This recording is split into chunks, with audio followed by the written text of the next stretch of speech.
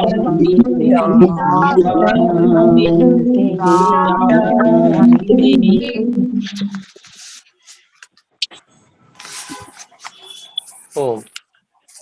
सभी से निवेदन है, कृपया अपने माइक म्यूट कर लें। धन्यवाद।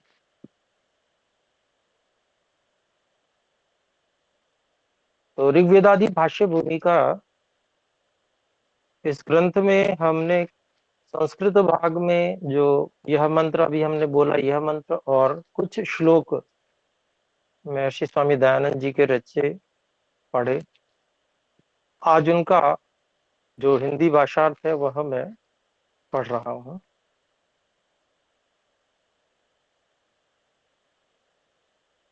भाषार्थ। सहनावतु, इसका अर्थ करते हैं, हे सर्वशक्तिमान ईश्वर, आपकी कृपा, रक्षा और सहाय से हम लोग परस्पर एक दूसरे की रक्षा करें। सहनौ भुनक्तु, और हम सब लोग परम प्रीति से मिलकर सबसे उत्तम ऐश्वर्य अर्थात चक्रवर्ती राज्य आदि सामग्री से आनंद को आपके अनुग्रह से सदा भोगें। सहवीर्यं करवावहै, हे कृपानिधे, आपके सहाय से हम लोग एक दूसरे के सामर्थ्य को पुरुषार्थ से सदा बढ़ाते रहें। तेजस्विनौ अधीतम अस्तु, और हे प्रकाशमय सब विद्या के देने वाले परमेश्वर, आपके सामर्थ्य से ही हम लोगों का पढ़ा और पढ़ाया सब संसार में प्रकाश को प्राप्त हो और हमारी विद्या सदा बढ़ती रहे। माँ विद्विषावहै, हे प्रीति के उत्पादक, आप ऐसी कृपा कीजिए कि जिससे हम लोग परस्पर विरोध कभी न करें, किंतु एक दूसरे के मित्र होके सदा बरतें। ओम शांति शांति शांति। इसका अर्थ लिखते हैं, हे भगवान, आपकी करुणा से हम लोगों के तीन ताप, एक आध्यात्मिक जो कि ज्वरादि रोगों से शरीर में पीड़ा होती है, दूसरा आधि भौतिक जो दूसरे प्राणियों से दुख होता है, और तीसरा आधि दैविक जो कि मन और इंद्रियों के विकार, अशुद्धि और चंचलता से क्लेश होता है। इन तीनों तापों को आप शांत अर्थात निवारण कर दीजिए, जिससे हम लोग सुख से इस वेद भाष्य को यथावत बना के सब मनुष्यों का उपकार करें। यहाँ यही आपसे चाहते हैं, सो कृपा करके हम लोगों को सब दिनों के लिए सहाय कीजिए। तो ऋग्वेदादि भाष्य भूमिका पुस्तक के बिल्कुल आरंभ में यह जो तैत्तिरीय आरण्यक का श्लोक लिया गया है स्वामी जी के द्वारा, तो बहुत ही विशेष है।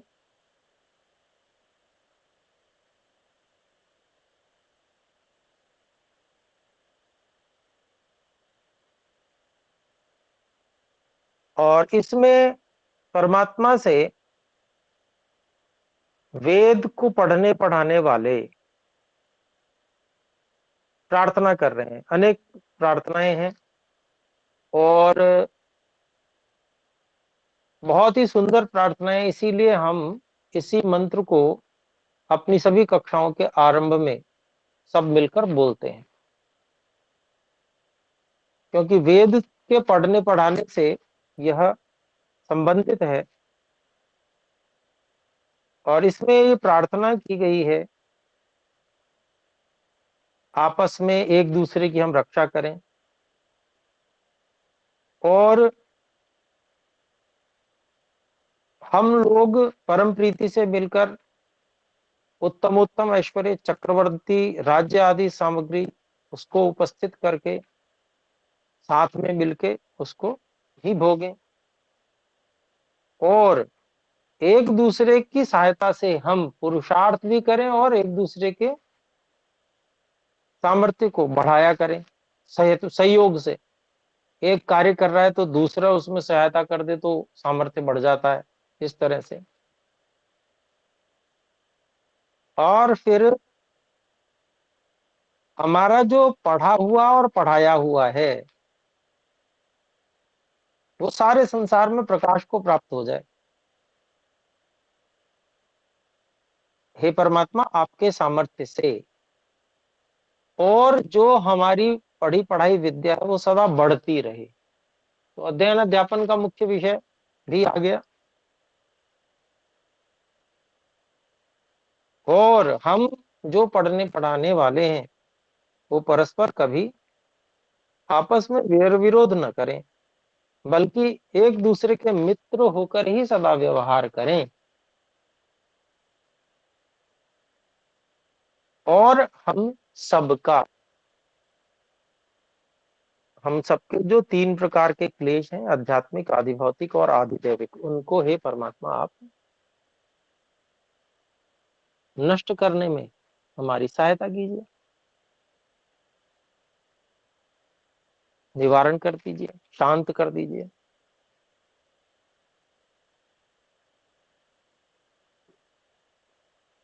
तो ये जो मंत्र है बहुत ही विशेष है और बहुत ही अच्छे भाव हैं। जब हम उत्तम प्रार्थना को बार बार करते हैं, रोज दोहराते हैं, तो उससे हमें प्रेरणा मिलती है उत्तम कार्यों को करने की। तो वेद भाष्य आरंभ करने से पहले भी वेद भाष्य को यथावत बना के सब मनुष्यों का उपकार हम करें, इस बात की प्रार्थना की है और परमात्मा के सहाय की अपेक्षा की है, सहायता की अपेक्षा की है। और इसके बाद में कुछ श्लोक है जो कुछ पुस्तकों में नहीं भी हैं, तो वो स्वामी दयानंद जी के बनाए हुए हैं, भाष्य करते हुए, वेद भाष्य करते हुए पहले। तो उसके अर्थ को भी पढ़ लेते हैं हम, और जिनके पास नहीं है तो वे केवल सुन सकते हैं।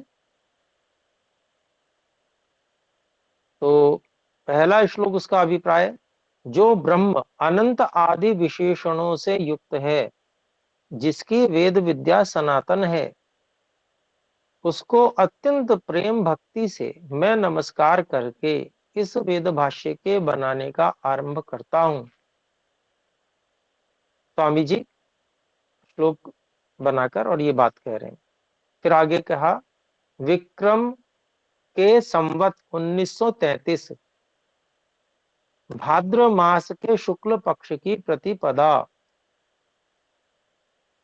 भाद्र मास के शुक्ल पक्ष की प्रतिपदा रविवार के दिन इस वेद भाष्य का आरंभ मैंने किया है। और सब सज्जन लोगों को यह बात विदित हो कि जिनका नाम स्वामी दयानंद सरस्वती है, उन्होंने यह इस वेद भाष्य को रचा है।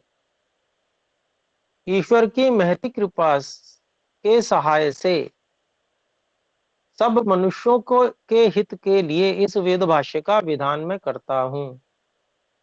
तो यह वेद भाष्य दो भाषाओं में किया जाता है, एक संस्कृत और दूसरी प्राकृत। इन दोनों भाषाओं में वेद मंत्रों के अर्थ का वर्णन मैं करता हूं। इस वेद भाष्य में अप्रमाण लेख कुछ भी नहीं किया जाता है, किंतु जो ब्रह्मा से लेकर व्यास पर्यंत मुनि और ऋषि हुए हैं, उनकी जो व्याख्या रीति है उससे युक्त ही यह वेद भाष्य बनाया जाएगा। तो प्रमाण जो है वो ऋषियों का लिया गया है। जितने भी ग्रंथ ऋषियों के हैं संस्कृत भाषा में ही हैं, उन सब को प्रमाण मान के भाष्य किया गया है। उनसे विरुद्ध कुछ भी न हो ऐसा ध्यान रखा गया है। और जहां जहां आवश्यक हुआ है वहां उन प्रमाणों का उल्लेख भी, ऋषियों के ग्रंथों का उल्लेख भी किया गया है, ऐसा यहाँ पर स्वामी जी कहना चाहते हैं। और अप्रमाण लेख कुछ भी नहीं किया जाता है, अर्थात बिना प्रमाण के नहीं कुछ भी बात कही जाएगी, ऐसे ही बिना विचार किए कुछ कह दिया, वैसा कुछ नहीं है। प्रमाणों से परीक्षण करके उसके बाद ही वेद भाष्य में कुछ बात लिखी जाएगी, ऐसी प्रतिज्ञा कर रहे हैं महर्षि दयानंद जी।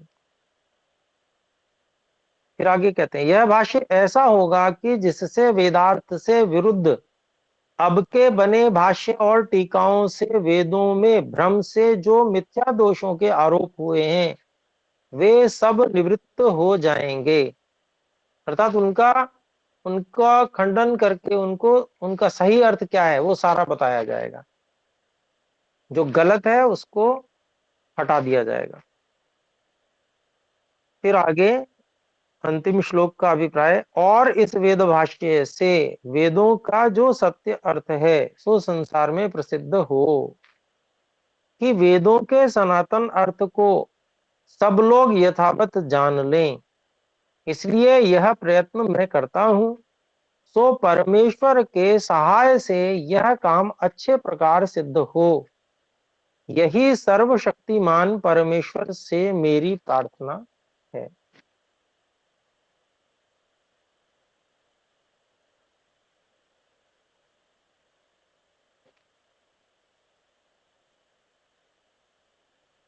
तो ये स्वामी जी के जो श्लोक हैं लिखे हुए, उसमें उन्होंने जो भाव अभिव्यक्त किए हैं वो प्राकृत भाषा, आर्य भाषा में यहाँ पर बताया दिया गया।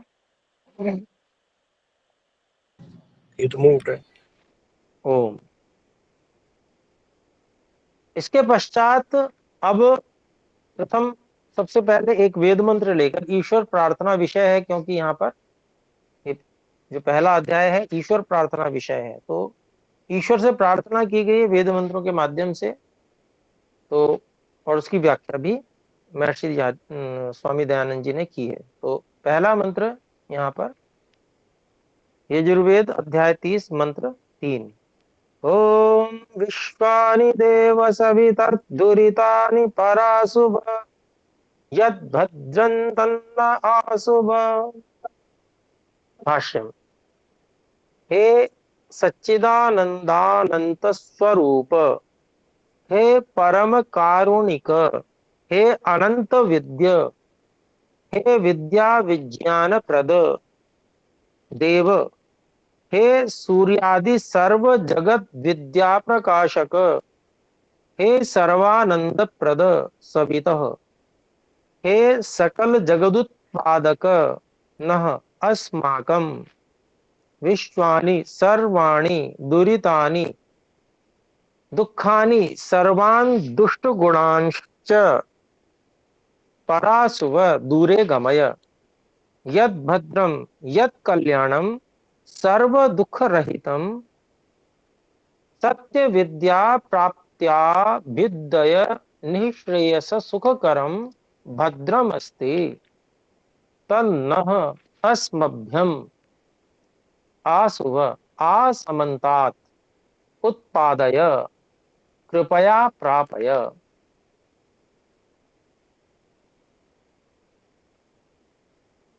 तो ये पहला पैराग्राफ, और फिर दूसरा पैराग्राफ इसमें, अस्मिन वेद भाष्य करणानुष्ठाने ये दुष्टा विघ्नास्तान प्राप्तेः पूर्वमेव परासुव दूरम गमय, यच्च शरीर बुद्धि सहाय कौशल सत्य विद्या प्रकाश आदि भद्रमस्ति तत् स्वकृपा कटाक्षेण हे परब्रह्मन, हे परब्रह्मन नो अस्मभ्यं प्रापय, भवत्कृपा कटाक्ष सुसहाय प्राप्त्या सत्य विद्योज्ज्वलम प्रत्यक्षादि प्रमाण सिद्धम भवद्रचितानां वेदानां यथार्थं भाष्यं वयं विदधीमहि, तदिदं सर्वमनुष्योपकाराय भवत्कृपया भवेत्। अस्मिन् वेद भाष्ये सर्वेषां मनुष्याणां परम श्रद्धयात्यंता प्रीतिर्यथा स्यात् तथैव भवता कार्यमित्योम। इसका भाषार्थ, हे सत्य स्वरूप, हे विज्ञानमय, हे सदानंद स्वरूप, हे अनंत सामर्थ्य युक्त, हे परम कृपालो, हे अनंत विद्यामय, हे विज्ञान विद्या प्रद, हे परमेश्वर, आप सूर्यादि सब जगत का और विद्या का प्रकाश करने वाले हैं तथा सब आनंदों के देने वाले हैं। हे सर्व जगदुत्पादक सर्वशक्तिमन, आप सब जगत को उत्पन्न करने वाले हैं। हमारे सब जो दुख हैं उनको और हमारे सब दुष्ट गुणों को कृपा से आप दूर कर दीजिए, अर्थात हमसे उनको और हमको उनसे सदा दूर रखिए। और जो सब दुखों से रहित कल्याण है, जो कि सब सुखों से युक्त भोग है, उसको हमारे लिए सब दिनों में प्राप्त कीजिए।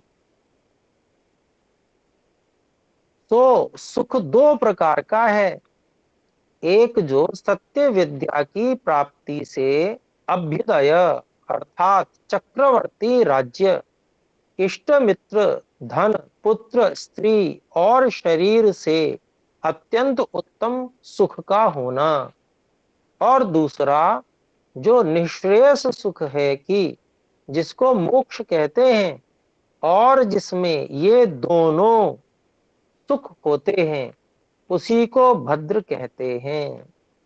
तब न आसुव, उस सुख को आप हमारे लिए सब प्रकार से प्राप्त करिए। यहाँ पर हमको स्वामी जी की भाषा में करिए, प्राप्त कीजिए, ये क्यों आ रहा है? उसका कारण ये है कि जो महापुरुष परमात्मा को स्वयं में व्यापक अनुभव करता है, वो ऐसी ही भाषा का प्रयोग करता है।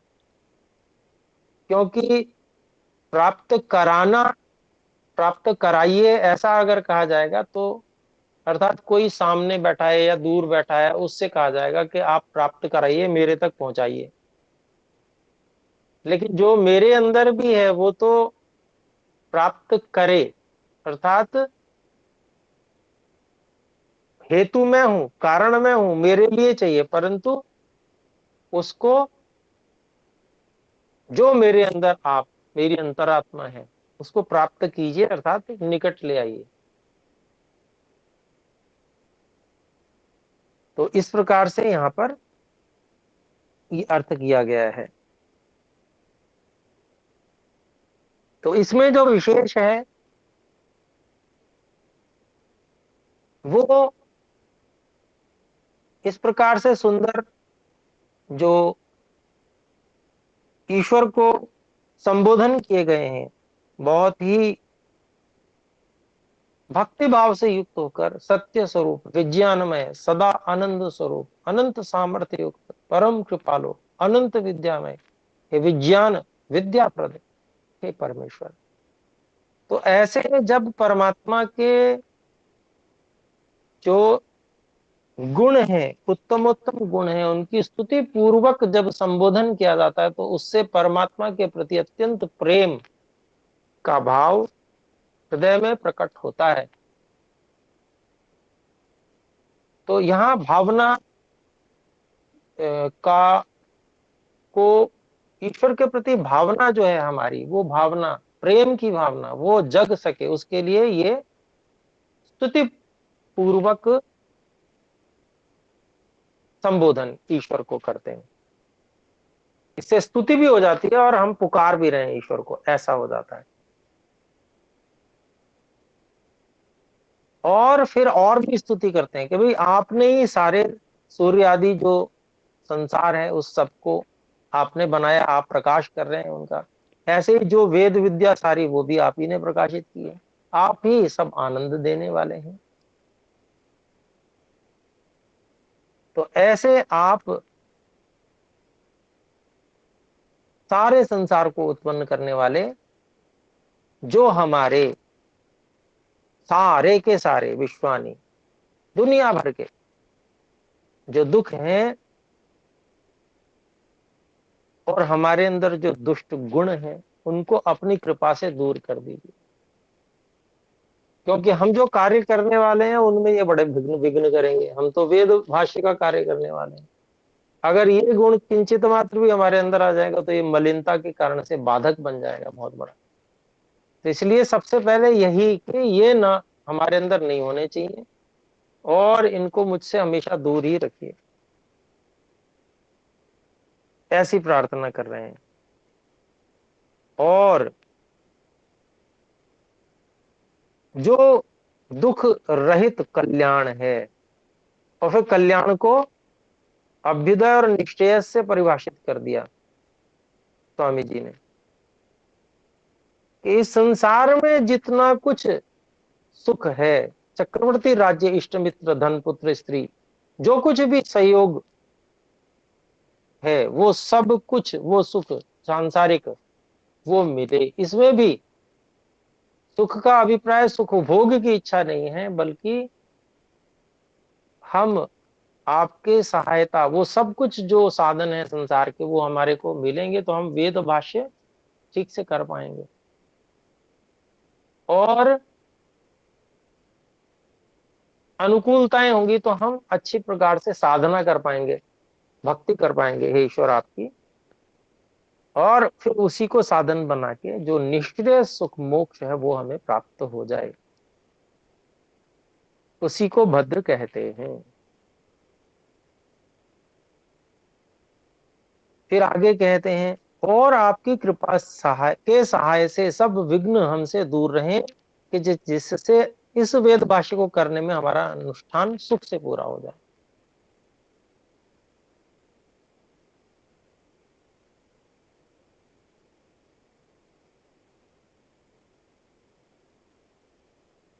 क्योंकि ईश्वर की सहायता और विशेष कृपा अगर नहीं होगी तो फिर आरोग्य आदि जो बहुत आवश्यक है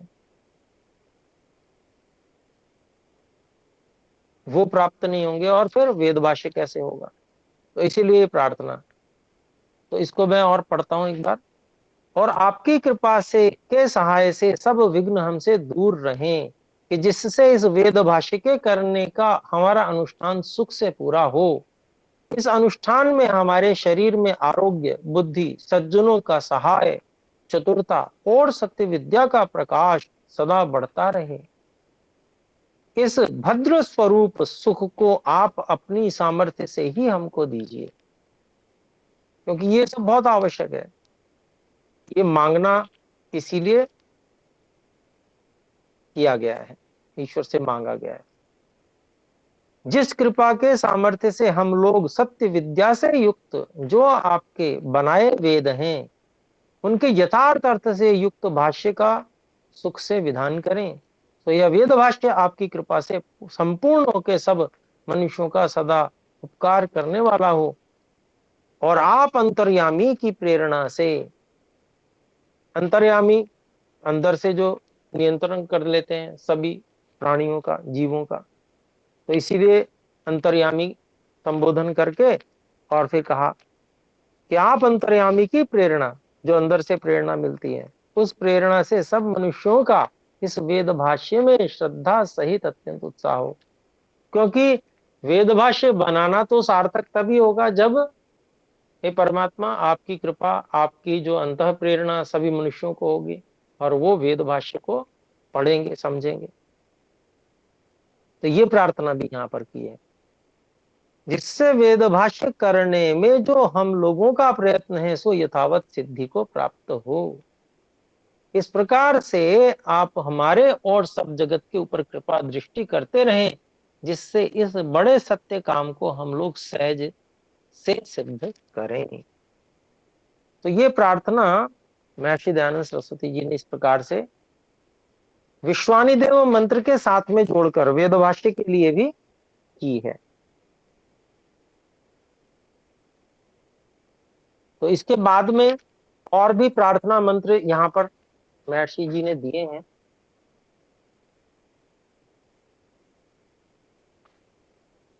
इन मंत्रों को मैं पढ़ रहा हूं।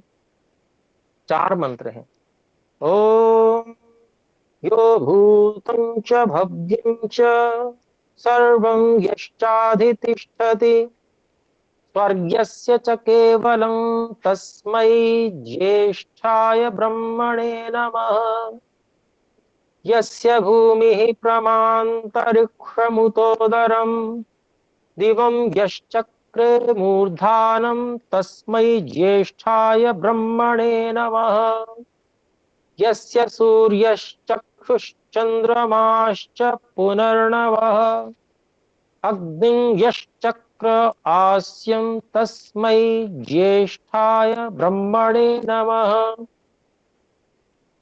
यस्य वातः प्राणापानौ चक्षुरंगिरसो भवन् दिशो यश्चक्रे प्रज्ञानीस्तस्मै ज्येष्ठाय ब्रह्मणे नमः। इसका संस्कृत में जो भाष्य है उसको मैं पढ़ रहा हूं। यो भूतम च इत्यादि। यो भूत भविष्य वर्तमानान कालान सर्वम यश्च इत्यादि सर्व जगत चाधितिष्ठति सर्वाधिष्ठाता सन् कालादूर्ध्वं विराजमानो अस्ति स्वर्यस्य इत्यादि। यस्य च केवलं निर्विकारं स्वः सुखस्वरूपम् अस्ति यस्मिन् दुःखलेशमात्रमपि नास्ति यदानंद घनम ब्रह्मा अस्ति तस्मै ज्येष्ठाय इत्यादि। तस्मै ज्येष्ठाय सर्वोत्कृष्टाय ब्रह्मणे महते अत्यंतम नमोस्तु नः। फिर यस्य भूमि प्रमा जो दूसरा है मंत्र। यस्य भूमि ही प्रमा यथार्थ ज्ञानम यथार्थ ज्ञान साधनम पादाविव अस्ति अंतरिक्षम उत्तरोदरम इत्यादि। अंतरिक्षम यस्य उदर तुल्यम अस्ति यश्च सर्वमादूर्ध्वम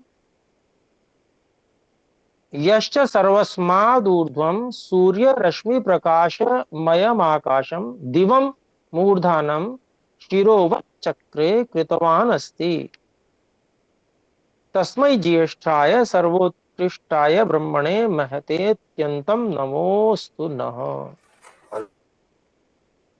और तीसरा मंत्र। यस्य सूर्य चंद्रमाश्च पुनः पुनः सर्गादौ नवीने चक्षुषी इव भवतः यो अग्निमास्यं मुखवच्चक्रे कृतवान् अस्ति तस्मै ज्येष्ठाय सर्वोत्कृष्टाय ब्रह्मणे महते अत्यंतम नमोस्तु नः। चौथा मंत्र। वातः समष्टिर्वायुर्यस्य पानाविवा अस्ति अंगिरसः अंगिरा अंगारा अंकना अंचनाः इति निरुक्ते प्रकाशकाः किरणाश्चक्षुषी इव भवतः यो दिशः प्रज्ञानीः प्रज्ञापि निर्व्यवहार साधिकाश्चक्रे तस्मै हि अनंत विद्याय ब्रह्मणे महते सततम नमोस्तु।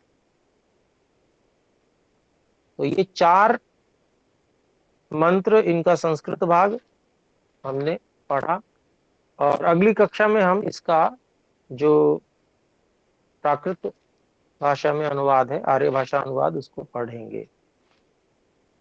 तो अभी समय हो चुका है, अपने लोग विराम की ओर चलते हैं। आइए मिलकर। हाँ, इसमें एक बात, जो पीछे बात पढ़ी गई उसमें यदि कोई शंका रहती है तो उसको आप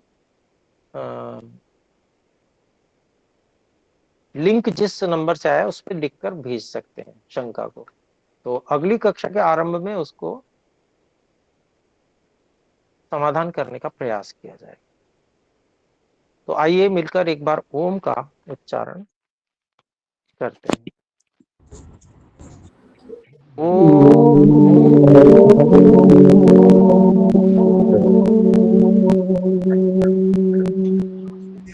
धन्यवाद। सभी को नमस्ते।